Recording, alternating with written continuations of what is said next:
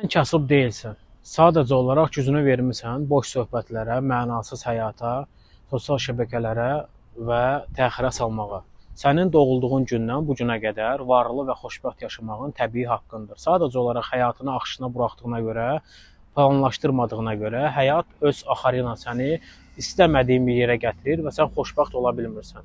Əziz insan, sən başa düşməlisən ki, sən həyatını planlı şəkildə yaşamalısan. Əgər sən həyatını planlaşdırmasan, sənin üçün bunu başqa kəslər eləyəcək və o sənin xoşbəxt olub-olmağın barədə çox da önəmsəməyəcək. Və sən başa düşməlisən ki, uca Allah bizi yaradan varlıq, belə buyurub Qurani-Kərimində, insan öz halını və həyatını dəyişməyənə qədər biz onun halını və həyatını dəyişməliyik.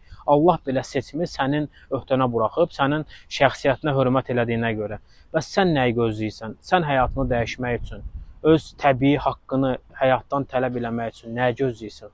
Niyə hərəkət eləmirsən və niyə həyatını planlaşdırmırsan?